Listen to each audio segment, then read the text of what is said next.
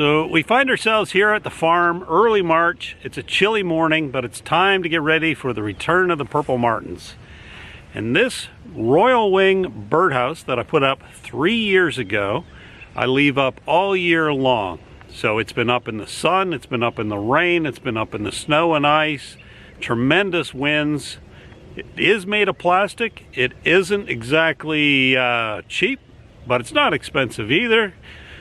But I thought I would show you how's it holding up after 3 years being up there in the weather. I do take it down once a year to clean it this time of year, and today is that day. So let's take down the birdhouse, dig out the old bird's nests, and we'll take a look at it.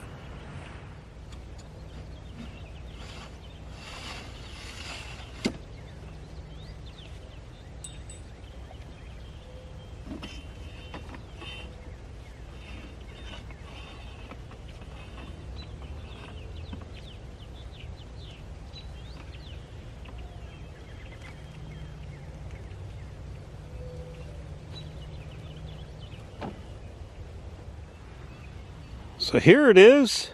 Is it faded? Yes. Is it covered with bird crap? Absolutely.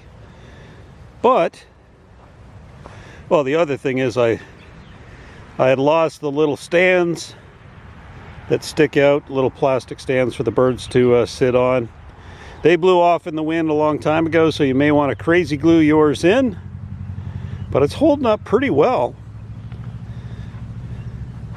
It's definitely time to clean it out, though. I can see the bird's nest straw and hay sticking out through the holes.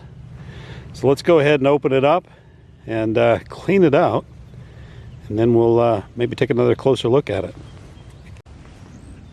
So here's some of the old nesting material I took out, and this happens to be a 12 apartment unit birdhouse, and there's little tabs at the bottom of the doors that you can swing them open from the bottom.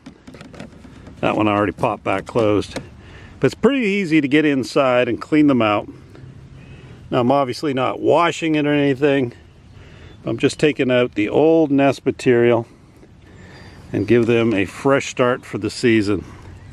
So let's go ahead and get this back up, and we'll give you my final thoughts, and then we'll wrap up the video.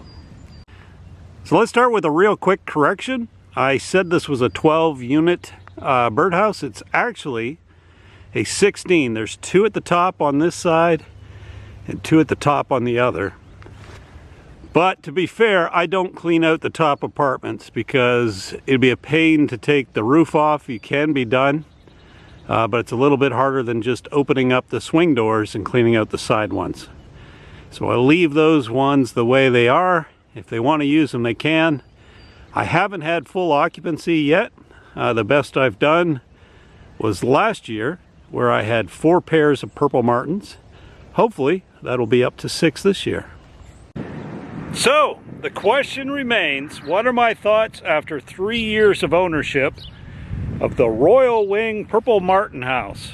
Well, with respect to durability first, I would say my recommendation is, if you're more ambitious than I, bring it in when you're not using it, like in the winter.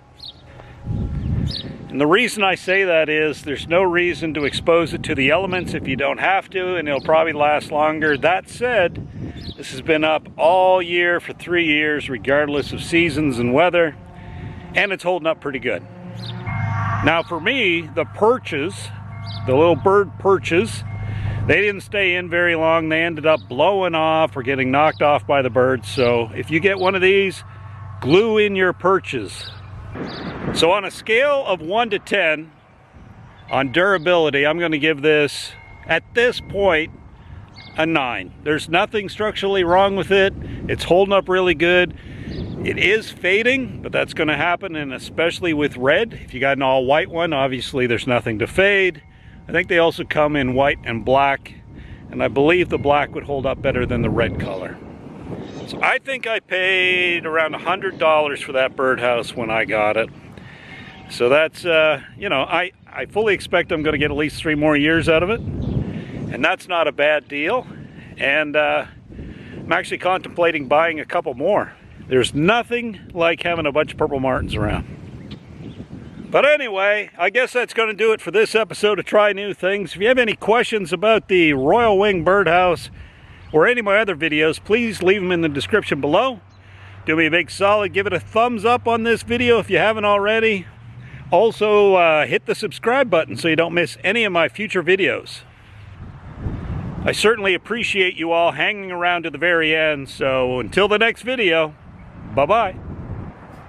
So now we're going to take a quick break to thank this week's sponsor.